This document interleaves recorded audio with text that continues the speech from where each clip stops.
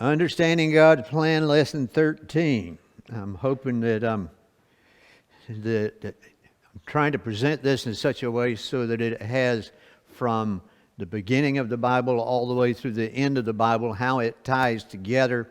It's not as fragmented as what we think it is sometimes, and I'm hoping this will help show that and show what each book has to do with the other one. And last week we were talking about the Judges, and we covered the whole book of Judges, really, because I wanted to get through that particular section. There's a lot of good stories, good things in that, good meaning and so on, but we don't need to spend all of our time in the book of Judges because that's not what this particular course is for.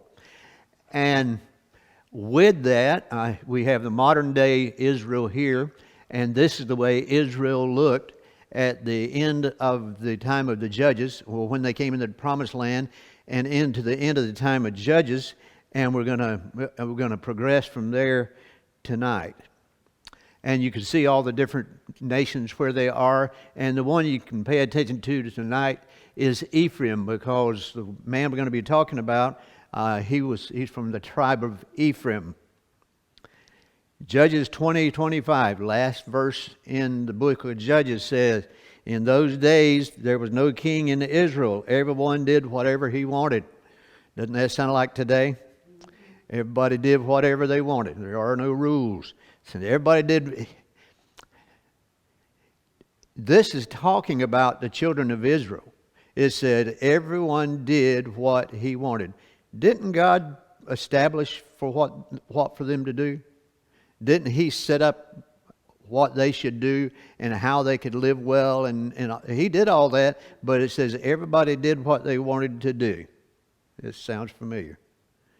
And Moses, and I'll elaborate that a little bit more, Moses was given, and you know that if you've read much in that part of the Bible, he was given explicit, specific instructions, detail after detail after detail, what they needed to do in order to be blessed and have everything good with them in the land. And they still, with all those instructions, said everybody did what they wanted to do. And it didn't lead to good, to say the least. Just like he told them to conquer all the people, wipe them all out, push them out of the land, and they didn't. It caused them grief from then on. So with that, I'm going to take us to the book of 1 Samuel. It's where we're going to be working tonight. In fact, we'll be in 1 Samuel all of tonight. 1 Samuel 1:1. There was a man from Ramathaim Zophim in the hill country of Ephraim. I said about Ephraim, in the hill country of Ephraim. His name was Elkanah, son of Jeroham. I was trying to say somebody else's name. Son of Elihu, son of Tohu, son of Zeph, an Ephraimite. He had 2 wives. This is his first problem. He had 2 wives. The first named Hannah and the second Peninnah. Peninnah had children, but Hannah was childless. This man would go up from his town every year to worship and to sacrifice to the Lord of hosts in Shiloh. Shiloh was where the Ark of the Covenant was at that time. It's where the tabernacle was. And so that's where he would go every year. Where Eli's 2 sons, Hophni and Phinehas, were the Lord's priests. 1 Samuel 1:10. Deeply hurt. Now there's some scripture in between this. We're not going to cover it verse by verse. Deeply hurt, Hannah prayed to the Lord and wept with many tears, making a vow. She pleaded, "Lord of hosts, if you will take notice of your servant's affliction, remember and not forget me, and give your servant a son." Then look what we've got underlined. She says, "I will give him to the Lord all the days of his life, and his hair will never be cut." So in other words, she was making a vow that he will serve the Lord all of his life.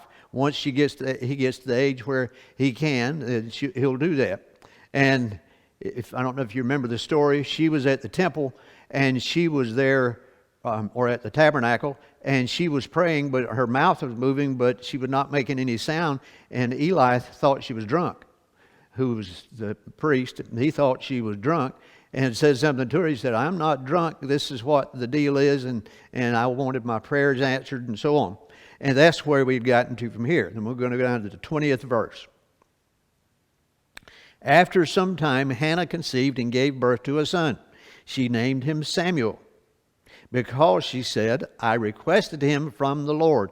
And Samuel, depending on how you read it, but it means heard of God. Anytime you see a name in the Hebrew, in the Bible, that ends in E-L, it has something to do with God. So every time you see that, you'll know that means like Bethel is house of God. So if you see that at the end of it, you know it has something to do with God. This is heard of God. And the question was, we just finished the book of Judges. Was Samuel one of the judges? And so I looked up a couple of different places, and I like the way this one put it the best. This is in Britannica.com. It says Samuel is Hebrew for Shmuel, flourished 11th century BCE Israel. Religious hero in the history of Israel, represented in the Hebrew Bible, Old Testament, in every role of leadership open to a Jewish man of his day. He was a seer, a priest, a judge, a prophet, and a military leader. So he held a lot of positions. His greatest distinction was his role in the establishment of the monarchy in Israel. He anointed the very first two kings of Israel, which would be Saul and David, and we'll be talking about them to some degree tonight. So he had every one of these positions, and I personally believe that he was a judge, was the last judge of Israel, and then he ushered in the monarchy, the time of the kings. He ushered that in his lifetime, and so that was the end of the judges. Although he's not in the book of Judges, he's still in there. And now a mistake that he made, and we'll probably hit this somewhere along here, is after Samuel was getting old, he turned the judgeship, if you will, over to two of his sons who were not very honest, good people. He was a very good man, and they weren't. And that created problems. So, the books of 1st and 2nd Samuel could be seen as transitional books between the judges and the kings, because Samuel anointed the first two kings of Israel. 1 Samuel 1:20. Then they slaughtered the bull and brought the boy to Eli. Please, my lord, she said, as sure as you live, my lord, I am the woman who stood here beside you praying to the Lord. I prayed for this boy, and since the Lord gave me what I asked him for, I now give the boy to the Lord. For as long as he lives, he is given to the Lord. Then he bowed in worship to the Lord there. And I have a asterisk there. And the reason I do is because the Dead Sea Scrolls says she instead of he. Some of the Hebrew manuscripts and the Syriac and the Vulgate says they. So I'm not sure, nobody really knows for sure, if this is he or she or they, but somebody bowed and worshiped to the Lord, and I say it probably they.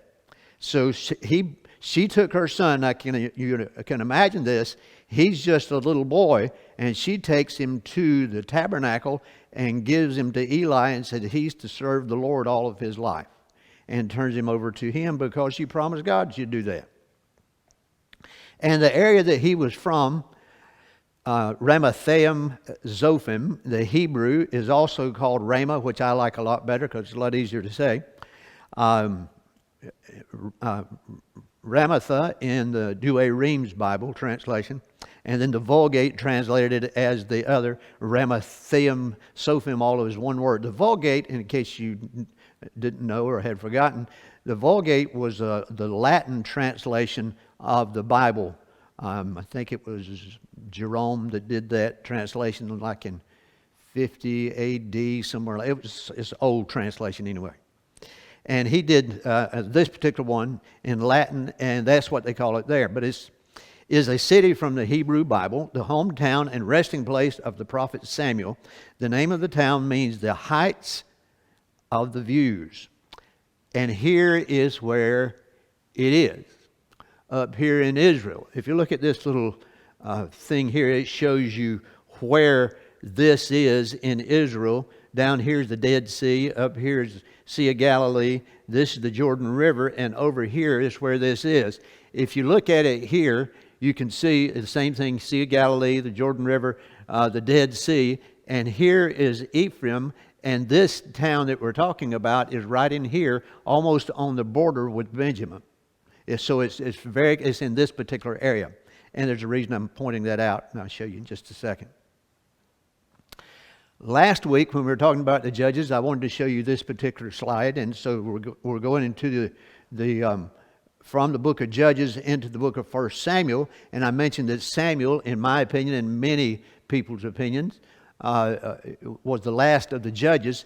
And so this can show you all the different judges, and you can see how they were spread out over all of the nation of Israel, not just in one tribe. So at different times during the periods of years they had there, which was about a 400-year period of time, and none of those judges lived 400 years, so they couldn't have served the whole time. And you had them serving in different areas, and then this area down here is where Samuel was from. So I had one other judge that was from there that we know of. So this was the area where he was, and you can see it better on this map. This is the one I had before, where we have Ephraim. And we have him, well, let me put it down, get the next one here. Samuel was a Levite of the tribe of Levi, and he was of the tribe of Ephraim. How could he have been both?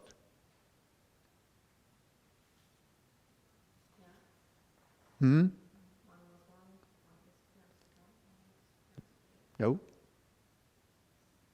Let's go back to our map. Look at all the tribes, 12 tribes of Israel. They were Reuben, Simeon, Levi was the third son. Do you see a tribe of Levi? Because I talked about this some last week. You don't see a tribe of Levi. Why don't you see a tribe of Levi? We have Levites, and he was a Levite.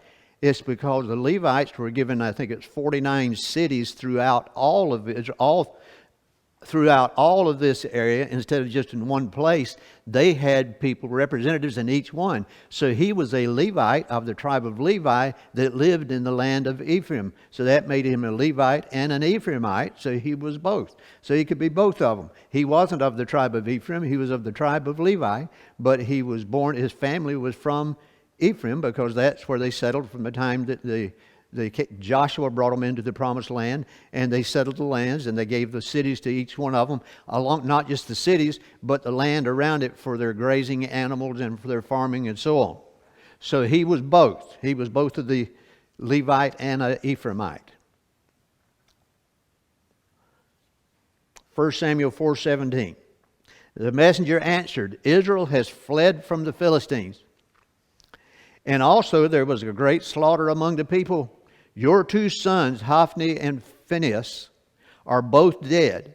Now see, they're talking to Levi here. To Eli here. He's talking to Eli, and it was his two sons. He says, your sons, both of them are dead. And he says, and the ark of God has been captured. When he mentioned the ark of God, Eli fell backward off the chair by the city gate. And since he was old and heavy, his neck broke and he died. Eli had judged Israel for 40 years.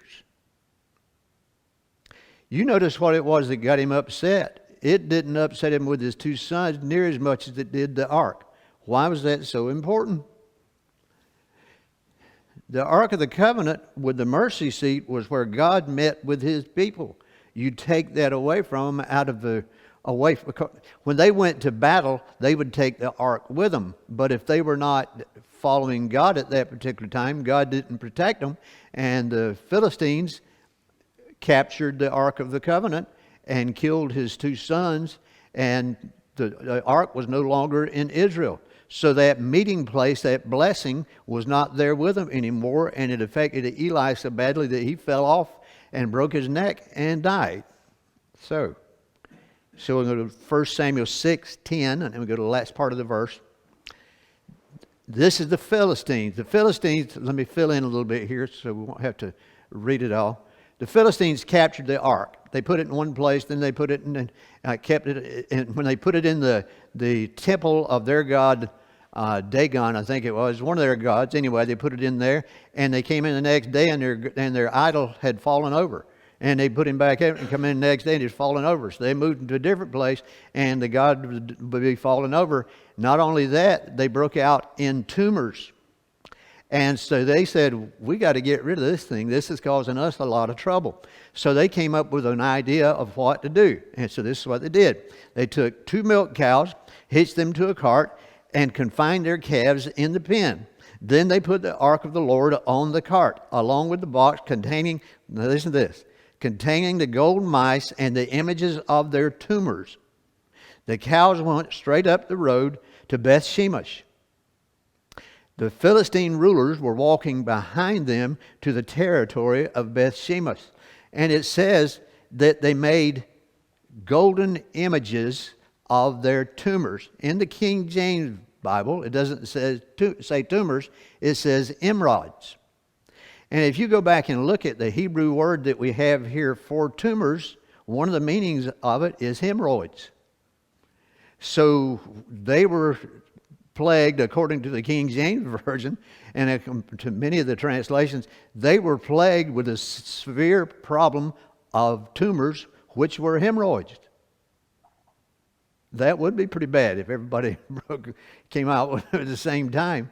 But it's just, I thought that was an interesting aside to what we're talking about here. But they made tumors and they made mice. It doesn't say why they made the mice. There must have been something to do with it, but it doesn't tell us in Scripture. But they made golden images of each one of these and put them with the ark and sent it back. They were not only sending the ark back, they were paying the people to take them back.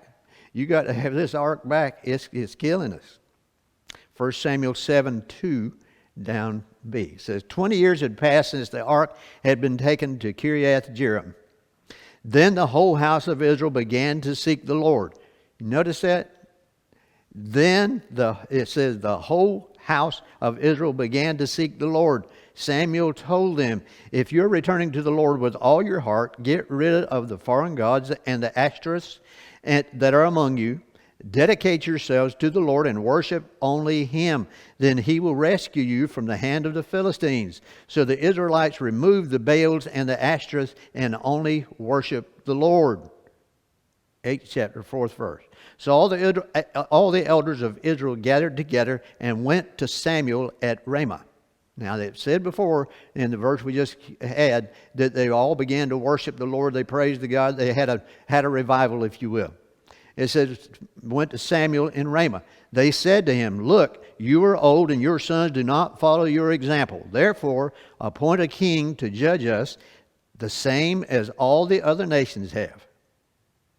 When they said, give us a king to judge us, Samuel considered their demand sinful, so he prayed to the Lord.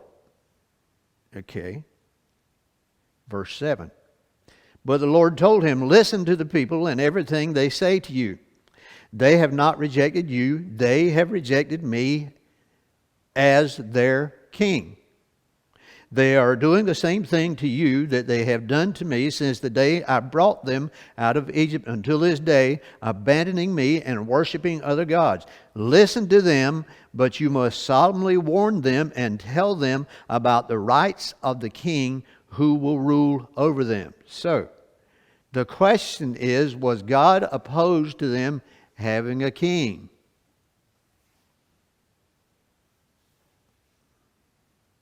Was he opposed to them having a king, or was he opposed? Let's look right here.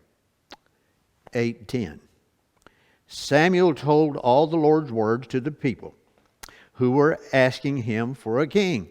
He said, these are the rights of the king who will rule over you. Now, I've abbreviated these. He will take your sons, he'll take your daughters, he'll take your best fields, vineyards, olive orchards, and give them to his servants. He can take 1/10 of your grain and your vineyards. He can take your male servants, your female servants, your best young men and your donkeys and use them for his work. He can take 1/10 of your flocks and you yourselves can become his servants. When that day comes, you will cry out because the king you've chosen. You notice what he said? The king that you've chosen for yourselves, but the Lord won't answer you at that day. So here's the question was God opposed to them having a king? I don't think he was so opposed to them having a king as for the reason that they wanted to have a king. They wanted to be like all the other nations, and they wanted a king to rule over them.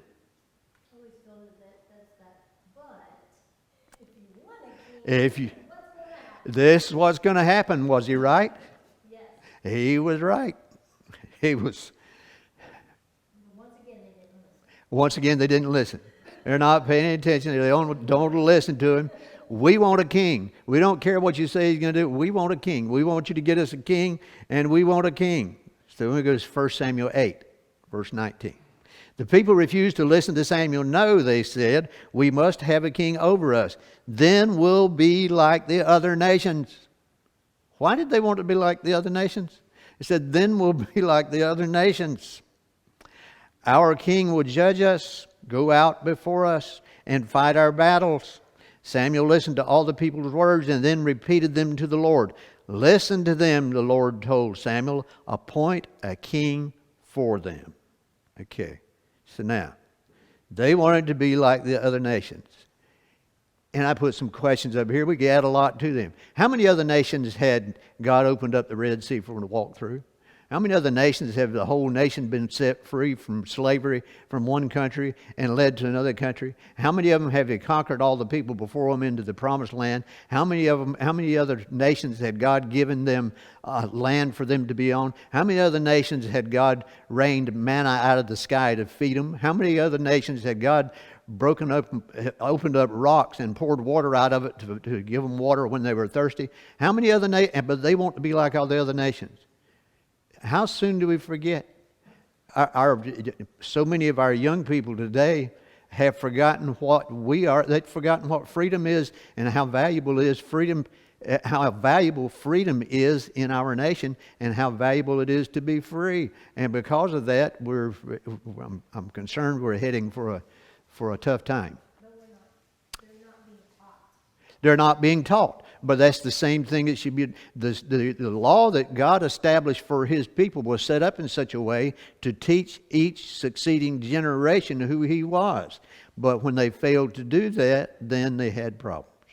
And that's the same thing today. We're not teaching them anymore. I just finished reading a biography of George Washington that I've read several times, and it's like a 600-page biography, and I always like reading that one. But as you read it, when you get to the end of it, he talks about some different ones. And you heard the story like George Washington when he was a little boy, chopped down the cherry tree. He said, I cannot tell a lie. Well, none of that stuff was true about George Washington. There were so many things that were told about him that was just not. They made up all kinds of myths and legends about him in the generation after he died, and they lionized him. But when I read a biography of George Washington that's honest and straightforward, and I can see where he was human, I can see where he was weak, but yet I can see how he was a great man and rose above those things to be a great leader and help establish our nation. So I can see all of that because I know the history and I read that. These people did not, evidently they hadn't told their kids, listen, we were over here and the Egyptian army was just about to destroy us, and God opened up the Red Sea and He let the wind blow through it all night and dried out the ground so we could walk through on dry ground. If you knew that if your parents had told you that, you would kind of respect that God that did that, wouldn't you? I mean, I would, but evidently they hadn't heard it. So they wanted to be like every other nation. They didn't want to be the special chosen people that God had called them to be. They wanted to be like all the other nations. 1 Samuel 9:1. There was an influential man of Benjamin named Kish, son of Abiel, son of Zeror, son of Bechorath, son of Aphiah, son of a Benjaminite. So he was of the tribe of Benjamin. He had a son named Saul, and an impressive young man. There was no one more impressive among the Israelites than he. He stood a head taller than anyone else. So what was he picking out here? He was picking out somebody that to the eye looks like a king. The people wanted a king like all the other nations had. I don't think God had a problem with having a king. He wanted, if you're going to have a king, you need to have a king that I anoint, that will follow after me. You don't need somebody else who just looks like a king and looks impressive. But Saul did. He was ahead. Well, think about this. When David came to heard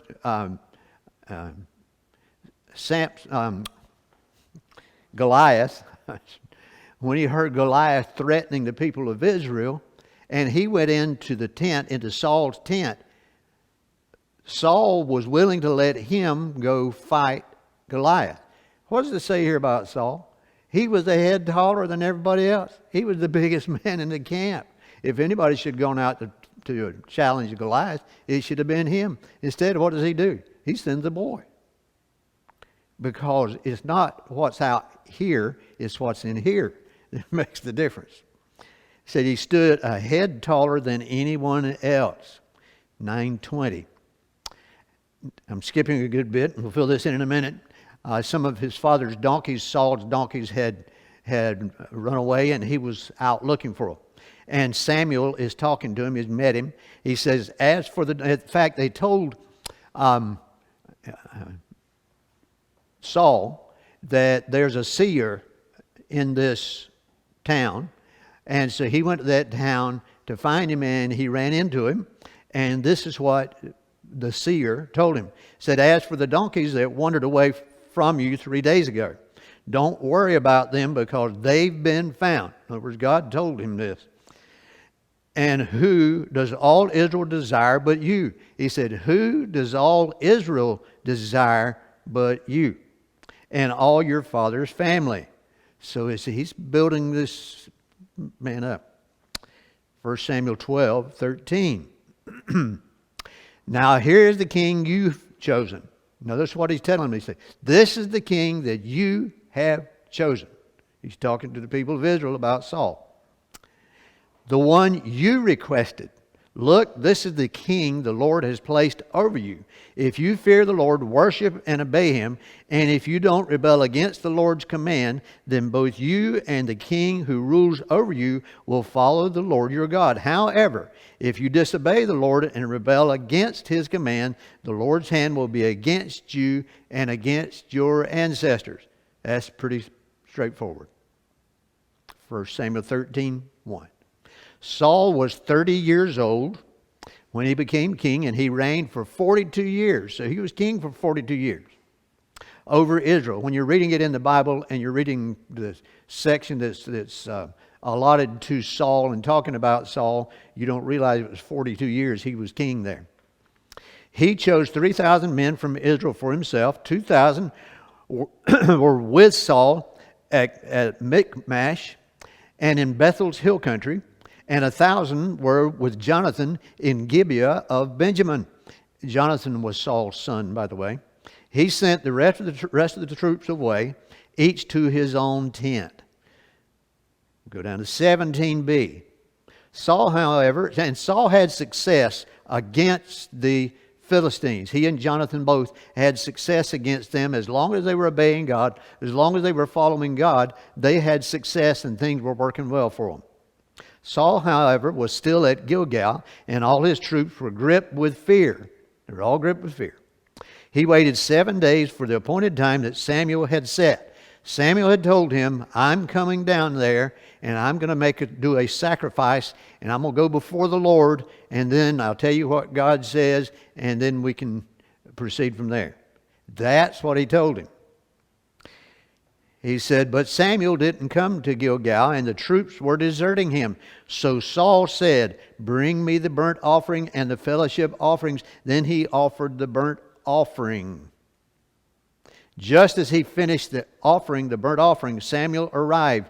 So Saul went out to greet him, and Samuel asked, what have you done? What was wrong with what Saul did? What was wrong with him offering the burnt offering? What was wrong with him making the offering before God? Supposed to be a Levite. Not only that, it's supposed to be a priest of the tribe of Levi. So that's the reason Samuel was the one that was supposed to be there. He was the one that was supposed to do the sacrifice. Can you imagine how many things that we have prayed for in our lives and gave up on them just before God would have answered the question and answered the request? We just don't know. We won't know until we get to heaven, and I hope He doesn't rub it in our face when we get there. But Saul couldn't wait. He saw his men deserting and they were getting ready to leave. How many men did it take for Gideon to conquer the whole army that was up against him? 300. He came from 32,000 down to 300, and with 300 men with God on their side, they conquered the entire army. It didn't matter how many people deserted. God could use whoever was there. God can defeat any army. But what was wrong with it was supposed to be Samuel, because Samuel was the priest, not Saul. Saul had no right whatsoever to do this. So he disobeyed God when he did it. He was disobeying God to make an offering and trying to get God's blessings to help him out in the battle. In other words, God, I want your help, but I want you to do it my way. It sounds like us, doesn't it? I want you to help me, but this is the way I want you to help me. 1 Samuel 13:13, Samuel said to Saul, "You have been foolish. You have not kept the command which the Lord your God gave you. It was at this time that the Lord would have permanently established your reign over Israel. But now your reign will not endure. The Lord has found a man loyal to him, and the Lord has appointed him as the ruler over his people, because you have not done what the Lord commanded." Because you've not done what the Lord commanded, God has chosen someone else besides you. To boil it down, the children of Israel found a king to rule over them. He looked like a king. He acted like a king after he finally got in power, and he did a pretty good job for a while. God gave them what they wanted in a king, but what they wanted in a king is not what God wanted in a king from them. And I comment at the bottom, the greatest thing a king can do is submit to God. The greatest thing that our leaders of our country can do is submit to God. The best thing we can do is submit to God. The trouble is trying to get our leaders to submit to God. They think they're smarter than what they are. I understand that. 1 Samuel 15:12. I like the end. This is just the end of this story. Early in the morning, Samuel got up to confront Saul. But it was reported to Samuel, Saul went to Carmel, where he set up a monument for himself. What did he do? He set up a monument for himself. Then he turned around and went down to Gilgal. When Samuel came to him, Saul said, "May the Lord bless you. I have carried out the Lord's instructions." Now listen to what he said. I have carried out the Lord's instructions. Now let me tell you what the Lord's instructions were. He said, I want you to totally annihilate this enemy that you're going up against. I don't want you to leave one living, breathing thing in that kingdom. I want you to kill all the animals. I want you to kill everything that's there. And there could be any number of reasons, practical reasons. It could have been disease for all we know. But he said, you are to do that. And his biggest thing was, it's what God told him to do. I want you to kill him. And he says, when he met Saul, and again, he wasn't, I have carried out the Lord's instructions. Samuel replied, then what is the sound of sheep and cattle that I hear? If you've killed all the sheep and cattle, what's this noise that's behind you here? Well, it's all come to, well, you know, we decided to keep some of the best. It'd be bad to kill all the good sheep and all the good cattle along with the bad ones. So we killed all the bad ones and we kept some good ones for a spoil for the people so that the men would have something to take. He came up, I mean, he did a good job of backstepping on that and telling and explaining what he had done. And he had brought the king of that army with him.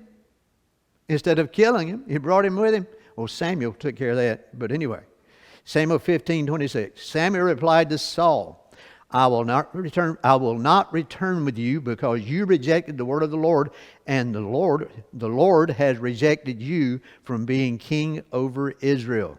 He's rejected you. And I'm going to read this from the NIV, and I'll tell you why in just a minute. In 1 Samuel 13:14, NIV, it says, but now your kingdom will not endure. The Lord has sought out a man after his own heart. He sought after a man after his own heart and appointed him ruler over his people because you have not kept the Lord's command. What did he mean by a man after his own heart? Who was he talking about? He's talking about David. He's talking about David. Did David do some things in his life that were not a man after God's own heart? Even in the book of Acts 13:21, again in NIV, then the people asked for a king, and he gave them Saul, son of Kish, of the tribe of Benjamin, who ruled 40 years. After removing Saul, he made David their king. God testified concerning him, I have found David, son of Jesse, a man after my own heart. He will do everything I want him to do. Said he will do everything I want him to do. And the Holman Christian Standard, the reason I wanted to read out the NIV first, because I like that statement where it says, a man after my own heart. And here it says, a man loyal to me is the way Holman Christian Standard writes it, which is the same thing, but I just like that expression, a man after my own heart. So, what made David a man after God's own heart? He had absolute faith in God to begin with. Would you think he did when he went to the camp and he was a boy and a man that, from what we can tell, was over 9 feet tall, anywhere from 9 to 11 feet tall, was challenging him, and he said, I'll take care of him. But he didn't say, I'll take care of him. He says, who is he to defy the God of Israel? Who is he to defy these people? David said to the Philistines, you come against me with a dagger, spear, and sword, but I come against you in the name of Yahweh of hosts, the God of Israel's armies. You have defied him. He said, in defying this army, you haven't just defied it, you defied God. Today the Lord will hand you over to me. Now, can you see this? Now, I love picturing this. Because you got this little fellow that probably wasn't very big, and this huge fellow up here, and him listening to David over here. I'm quite sure he thought it was humorous to start with. Today the Lord will hand you over to me. Today I will strike you down, cut your head off, and give the corpses of the Philistine camp to the birds of the sky and the creatures of the earth. He didn't just tell him, I'm going to whip you.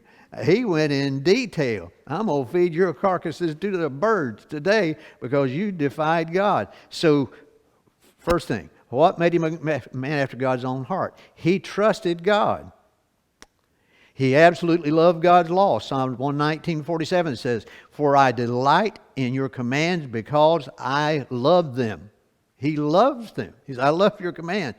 I lift up my hands to your commands, which I love, and I meditate on your decrees. That's the second thing. Next thing, he was truly thankful. It says, I wash my hands in innocence and go about your altar, O Lord, proclaiming aloud your praise and telling of all your wonderful deeds. It's in Psalms. After he sinned, David was truly repentant. He wasn't just said, I'm sorry. He was repentant. 2 Samuel 12:13 says, David said to Nathan, I have sinned against the Lord. What could he have told Nathan when Nathan came to him?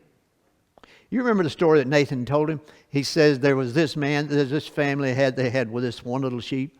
And his neighbor was a wealthy man, had a whole bunch of sheep. And he had some company to come over. And he said he was not going to kill one of his sheep. So he sent and took this sheep away from his neighbors and killed him and served him. He said, what should happen to him? And David said, you should kill that man. He said, you are that man. Now that prophet had some guts. to tell the king. He said, you are that man. But when he told him, David didn't argue with him. Look what he said. I have sinned against who? He didn't say, I sinned against Uzziah. He said, I've sinned against you. I've sinned against the people of Israel. He said, I have the sin that he committed, he said, I have sinned against you. You know, if we looked at it that way more ourselves, when we commit a sin against anybody, we're sinning against God. That's who the sin is against. And Nathan said to David, the Lord also has put away your sin. You shall not die. And then repentance, Psalms 51. Not only did he realize he was guilty, he repented. It says, have mercy on me, O God, according to your steadfast love, according to your abundant mercy, blot out my transgressions. Wash me thoroughly from my iniquity and cleanse me from my sin. Saul made excuses for his sin. David repented. There's a big difference. Any questions?